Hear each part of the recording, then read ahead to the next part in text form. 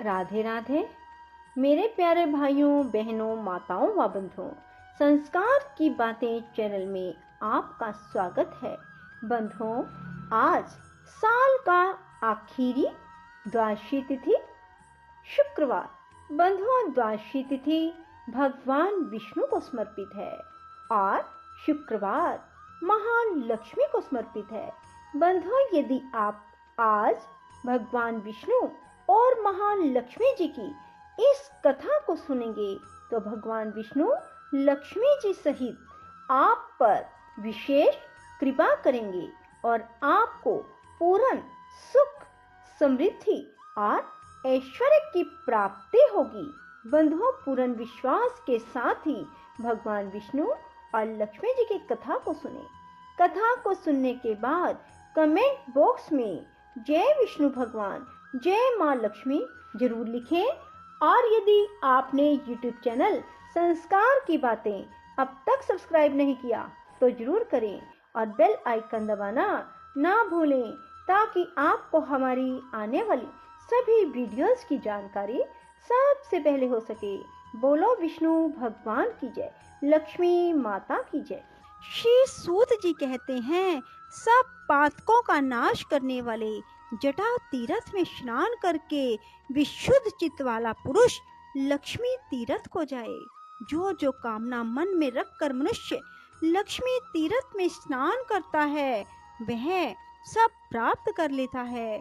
लक्ष्मी तीर्थ बड़ा भारी दरिद्रता की शांति करने वाला, महान धन धान्य की समृद्धि देने वाला, बड़े बड़े दुखों का नाश करने वाला, महान वैभव को बढ़ाने वाला है। वह स्वर्ग और मोक्ष देने वाला, महान ऋण से छुटकारा दिलाने वाला, श्रेष्ठ पुत्र प्रदान करने वाला है। ब्राह्मणों, इस प्रकार यह लक्ष्मी तीर्थ का महात्म बतलाया गया है। इस तीर्थ में स्नान करने के बाद अग्नि तीर्थ को जाए, वह महापुण्य में और महापातकों का विनाशक है। पूर्व काल में रावण को उसकी सेना सहित मारकर, विभीषण को लंका का राजा बनाकर दशरथ नंदन श्री रामचंद्र जी जब सीता और लक्ष्मण के साथ सेतु मार्ग से गंधमादन पर्वत पर आए, तब लक्ष्मी तीर्थ के किनारे ठहरकर उन्होंने देवताओं, ऋषियों और पितरों के समीप वहां अग्निदेव का आवाहन किया। तब लक्ष्मी तीर्थ से कुछ दूर पर अग्निदेव महासागर से ऊपर उठे और मानव रूपधारी श्री रघुनाथ जी को देखकर इस प्रकार बोले, राम, राक्षसों को भय देने वाले महाबाहु श्री राम, आपने जो रावण का वध किया है वह जानकी जी के पातिव्रत्य धर्म के बल से ही संभव हुआ है। यह बात सत्य है, सत्य है, सत्य है। ये साक्षात जगन माता लक्ष्मी है। इन्होंने लीला के लिए मानव शरीर धारण किया। जब आप देव शरीर में स्थित होते हैं तब ये भी दिव्य देह से आपकी सेवा करती हैं। आपने मानव शरीर धारण किया है, इसलिए ये भी मानव कन्या के रूप में प्रकट हुई हैं। आप भगवान विष्णु के शरीर के अनुरूप ही ये भी शरीर धारण कर लेती हैं। जगत स्वामिन देव जनार्दन, आप जब जब अवतार धारण करते हैं तब तब ये आपकी सहायिका होती हैं। जब आप भृगुनंदन परशुराम के रूप में अवतीर्ण हुए थे तब ये धरनी नाम से प्रकट हुई थी। इस समय आपके साथ ये जनक नंदिनी सीता के रूप में प्रकट हुई हैं और भविष्य में जब आप श्री कृष्ण अवतार लेंगे तब ये रुक्मिणी होंगी। इसी प्रकार अन्य अन्य अवतारों में भी ये आपकी सहायिका होती हैं। अतः रघुनंदन, आप मेरे कहने से इन्हें आदर पूर्वक ग्रहण करें।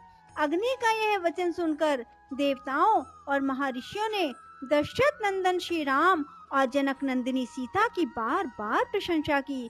श्री रामचंद्र जी ने अग्नि के साक्षी देने से परम निर्मल सती साध्वी सीता को ग्रहण किया। जिस स्थान पर अग्निदेव प्रकट हुए उसी को अग्नि तीर्थ समझो। अग्नि के प्रकट होने से ही उसका नाम अग्नि तीर्थ हुआ। उस मोक्षदायक तीर्थ में भक्ति पूर्वक स्नान करके मनुष्य उपवास पूर्वक वेद वेता ब्राह्मणों को भोजन कराए, उन्हें वस्त्र और धन दे। ऐसा करने से वह सब पापों से मुक्त हो भगवान विष्णु का सायुज्य प्राप्त कर लेता है। पूर्व काल की बात है। पाटलिपुत्र में पशुमान नामक एक वैश्य रहते थे।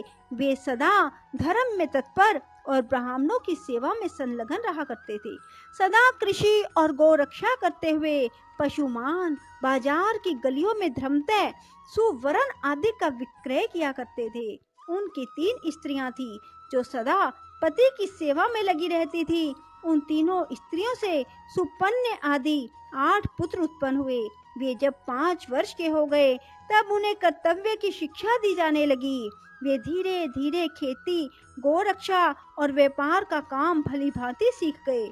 सुपन्य आदि 7 पुत्र पिता की बात सुनते और पशुमान जो कहते उस कार्य को तत्काल पूरा करते। उन्होंने सोने के कारोबार में भी अत्यंत कुशलता प्राप्त कर ली। किंतु वैश्य का 8वां पुत्र दुष्पन्य बचपन से ही खोटे मार्ग पर चलने लगा। वह पिता की बात नहीं सुनता था। दुष्पन्य बाल्यकाल से ही बालकों को सताया करता था। पशुमान ने उसे दुष्कर्म परायण देखकर भी यह नादान है ऐसा कहकर उसकी उपेक्षा कर दी। तदंतर वैश्य के 8 पुत्र युवा अवस्था को प्राप्त हुए। 8वां पुत्र दुष्पन्य नगर के बालकों को दोनों हाथों में पकड़ लेता और कुआं, नदी या तालाब में फेंक देता। उसके इस दुष्ट चरित्र को कोई नहीं जानता था। जल में उनका शव देखकर लोग उनका संस्कार करते थे। तब पुरवासियों ने आकर राजा से यह वृतांत निवेदन किया। उसका वचन सुनकर राजा ने ग्राम रक्षकों को बुलाया और आज्ञा दी, बालकों की मृत्यु का क्या कारण है इसका पता लगाओ। ग्राम रक्षक बालकों के मारे जाने के रहस्य का पता लगाने लगे, किंतु बहुत खोज करने पर भी उन्हें उन बाल घात का पता नहीं लगा। वे डरते हुए राजा के पास गए, बोले, महाराज, हम बहुत खोज करने पर भी यह ना जान सके कि कौन इस नगर में रहकर निरंतर बालकों की हत्या करता है। तदंतर किसी समय वह वैश्य बालक अन्य 5 बालकों के साथ कमल निकालकर ले जाने के बहाने सोवर के निकट गया। वहां उसने उन बालकों को जबरदस्ती पकड़कर पानी में डुबो दिया। वे बालक चीखते चिल्लाते रहे तो भी उस क्रूर आत्मा ने उन्हें कंठ तक पानी में ले जाकर डुबो दिया। उन सब को मरा हुआ जानकर दुष्पन्य शीघ्र अपने घर को चला गया। उन 5 बालकों के पिता अपने पुत्रों को नगर में ढूंढने लगे। वे 5 बालक अधिक छोटे नहीं थे। पानी में डाल देने पर भी वे मर ना सके। धीरे धीरे सरोवर के किनारे आ गए और वहीं घूमते रहे। इतने में ही अपने बंधुओं द्वारा नाम ले लेकर पुकारने की आवाज उन्हें दूर से सुनाई दी। तब उन्होंने भी जोर से बोलकर उत्तर दिया।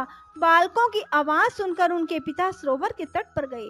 वहां उन्हें जीवित देखकर उन सबको बड़ा हर्ष हुआ। फिर पिता ने पूछा, तुम्हारी दशा क्यों हुई? तब बालकों ने दुष्पन्य के उस दुष्कर्म का वृतांत अपने बंधुओं को कह सुनाया।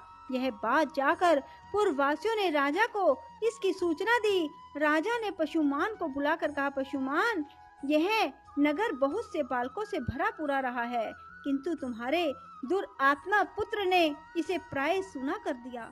अभी अभी इन बालकों को उसने जल में डुबो दिया था, परंतु दैव योग से जीवित निकल आए। बताओ इस समय क्या करना चाहिए? मैं तुम्ही से पूछता हूँ, क्योंकि तुम सदा धर्म में तत्पर रहते हो।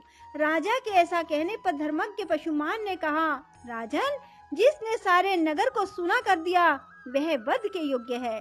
इस विषय में कुछ पूछने की बात नहीं। यह अत्यंत पाप आत्मा मेरा पुत्र नहीं, शत्रु ही है, जिसने इस नगर को बालकों से खाली कर दिया। उस दुष्ट के उद्धार का मुझे कोई उपाय नहीं दिखाई देता। मैं सच कहता हूँ, इस दुष्ट आत्मा को प्राण दंड दिया जाए। पशुमान का यह वचन सुनकर समस्त पूर्ववासी पशुमान की प्रशंसा करते हुए राजा से बोले, महाराज, इस दुष्ट को मारा ना जाए, अपितु चुपचाप नगर से निकाल दिया जाए। तब राजा ने दुष्पुण्य को बुलाकर कहा, ओ दुष्ट आत्मन, तू शीघ्र हमारे राज्य से बाहर चला जा। यदि यहाँ रहेगा तो मैं तेरा वध कर डालूंगा। इस प्रकार डांट कर बताकर राजा ने दूतों द्वारा उसे नगर से निर्वासित कर दिया। तदंतर दुष्पुण्य भयभीत हो उस देश को छोड़कर मुनि मंडली से युक्त वन में चला गया।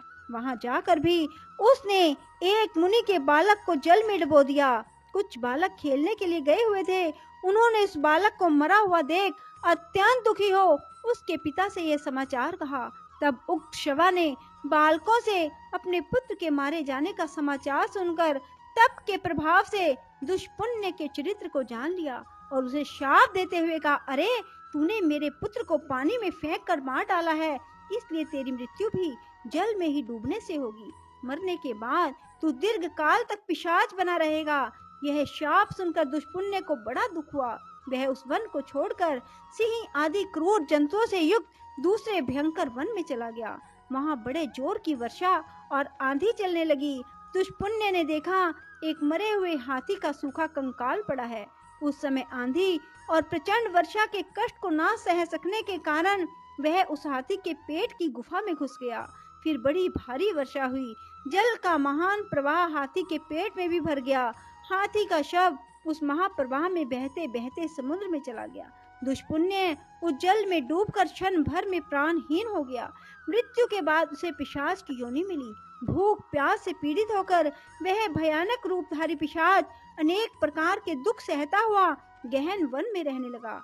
एक वन से दूसरे वन में दौड़ता और कष्ट भोगता हुआ वह क्रमशः दंडक अरण्य में आया। वहां उसने उच्च स्वर से पुकार लगाई, हे तपस्वी महात्माओं, आप लोग बड़े कृपालु और सब प्राणियों के हित में तत्पर रहने वाले हैं। मैं दुख से अत्यंत पीड़ित हूँ, अतः मुझे अपनी दया दृष्टि से अनुग्रहित करें।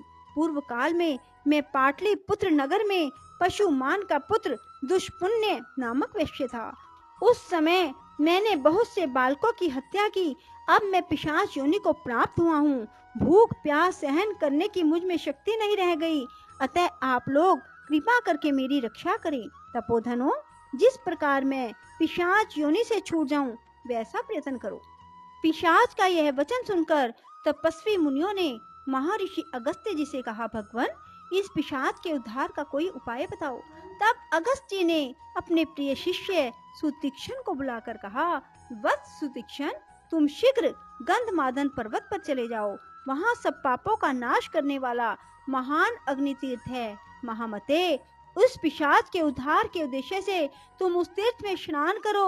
अगस्त्य जी के ऐसा कहने पर सुतीक्षण जी गंधमादन पर्वत पर चले गए और अग्नि तीर्थ में जाकर पिशाच के लिए स्नान का संकल्प करके वहां उन्होंने 3 दिन तक नियम पूर्वक स्नान किया। फिर रामनाथ आदि तीर्थों का सेवन और स्नान करके श्रेष्ठ ब्राह्मण सुतीक्षण जी अपने आश्रम पर लौट आए। उस तीर्थ में स्नान के प्रभाव से वह पिशाच शीघ्र ही दिव्य देह को प्राप्त हुआ और सुतीक्षण, अगस्त्य और अन्य तपोधनों को बार बार प्रणाम करके उनकी आज्ञा ले प्रसन्नता पूर्वक स्वर्गलोक को चला गया। बोलो लक्ष्मी माता की जय हो। राधे राधे, जय श्री कृष्णा। बंधुओं, यदि आपको हमारी वीडियो पसंद आए तो इसे लाइक करें और शेयर भी जरूर करें। धन्यवाद।